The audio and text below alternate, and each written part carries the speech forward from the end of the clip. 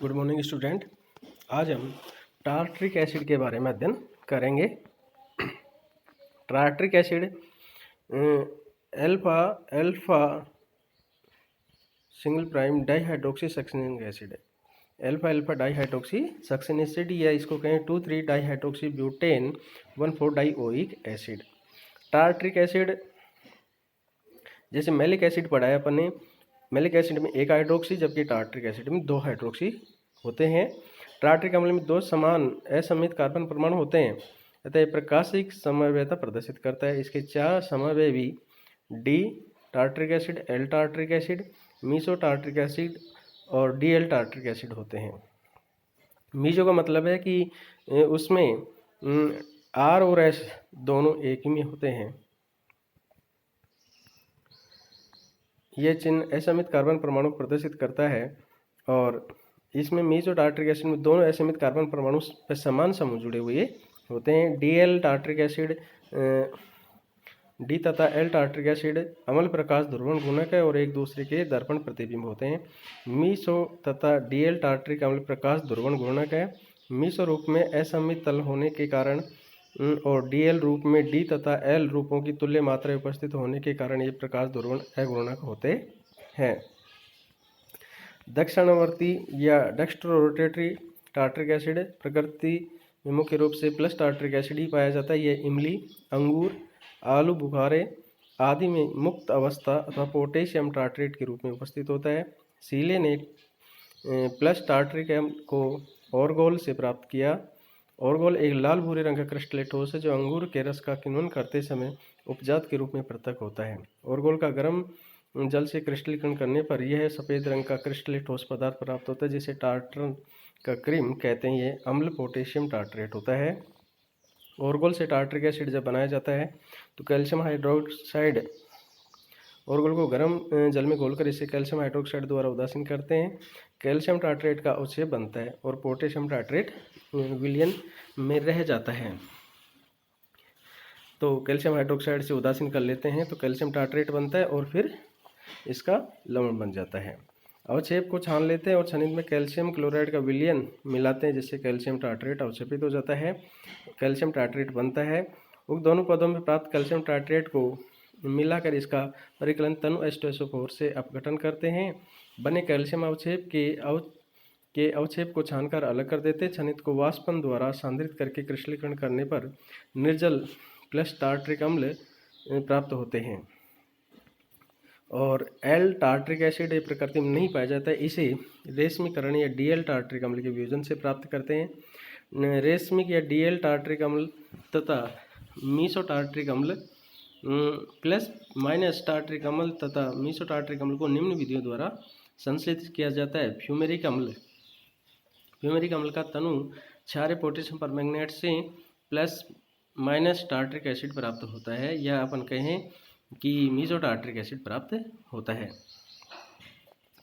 Maleic acid से तनु क्षारीय potassium permanganate द्वारा ऑक्सीकरण से मीसो टार्ट्रिक अम्ल बनता है और अल्फा अल्फा डाइब्रोमोसैक्सेनिक अम्ल से जल में निलंबित Ag2O के साथ गर्म करने पर मीसो टार्ट्रिक एसिड और डीएल टार्ट्रिक एसिड प्राप्त होता है।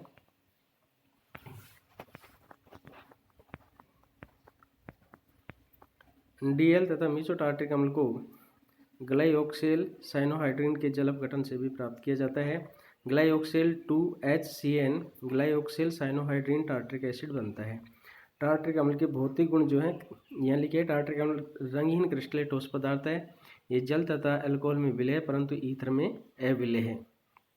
देखिए यहाँ पे केवल फर्क है कि मीसो टार्ट्रिक एसिड और जो डीएल टार्ट्रिक एसिड है उनके ही गलनांक और आपेक्षिक घनत्व ये परिवर्तित हैं जबकि डी टार्ट्रिक एसिड और एल टार्ट्रिक एसिड की प्रॉपर्टियों में कोई अंतर नहीं है।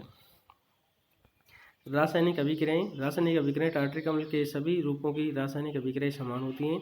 ये 2 द्वितीयक अल्कोहल समूह तथा द्विकार्बोक्सिलिक अम्ल की अभिक्रिया देता है।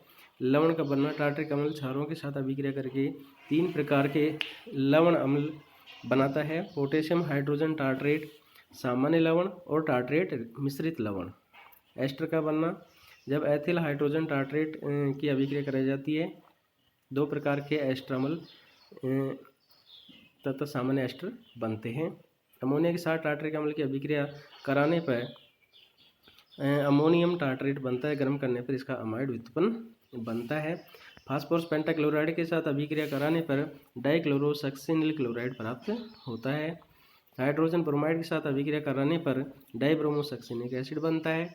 एसिटिल क्लोराइड के साथ अभिक्रिया कराने पर टार्ट्रिक अम्ल की मोनो एसिटिल तथा डाई एसिटिल व्युत्पन्न बनते हैं।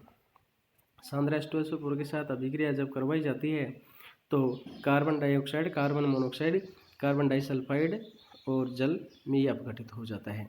ताप का प्रभाव, टार्ट्रिक एसिड को गर्म किया जाता है तो उच्च ताप पर यह जल का अणु का त्याग कर देता है और एनहाइड्राइड में कन्वर्ट हो जाता है। उच्च ताप पर गर्म करने पर यह काला पड़ जाता है और पायरुविक एसिड बनाता है। अपचयन, टार्ट्रिक एसिड का HI विलयन से अपचयन करने पर यह मैलिक एसिड में बदलता है। उसके बाद में सक्सिनिक अम्ल में कन्वर्ट हो जाता है। ऑक्सीकरण, टार्ट्रिक अम्ल का जब टोलिन अभिक्रमण से ऑक्सीकरण करवाया जाता है तो टार्टोनिक एसिड बनता है। फेंटोन रिएजेंट FeSO4 H2O2 से ऑक्सीकरण कराने पर डाईहाइड्रोक्सी मैलिक एसिड बनता है। प्रबल ऑक्सीकरणों से ऑक्सीकरण पर ऑक्जेलिक अम्ल बनता है। और जटिल संकुल जो बनते हैं, सोडियम क्यूपरी टार्ट्रिक अम्ल का सोडियम लवण रेसिल फेलिंग विलयन बनाने में प्रयुक्त होता है। फेलिंग विलयन A कॉपर सल्फेट का जलीय विलयन होता है और विलयन B रोसेल लवण का सोडियम डाईहाइड्रोक्साइड में क्षारीय विलयन होता है। दोनों विलयनों को बराबर मात्रा में मिलाने पर एक गहरे नीले रंग का विलयन प्राप्त होता है जिसमें कॉपर का संकुलन लवण उपस्थित होता है। इस संकुल लवण को संरचना निम्न प्रकार से दर्शाते हैं। जटिल का जो बनना है तो उस जटिल के बनने में देखिए यहाँ जो ये दे रखा है उसकी ये संरचना नीचे भी है और इसके उपयोग क्या है।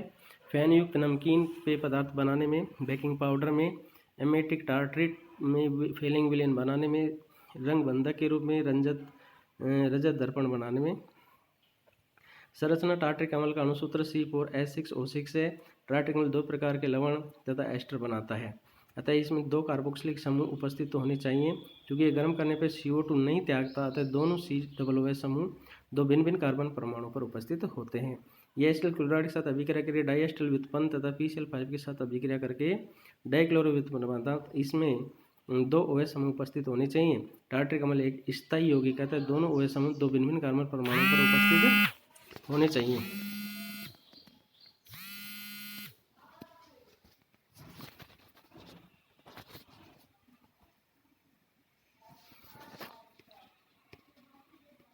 टार्ट्रिक अम्ल की संरचना को इसके पूर्ण संश्लेषण द्वारा निम्न प्रकार निश्चित किया जाता है। Thank you.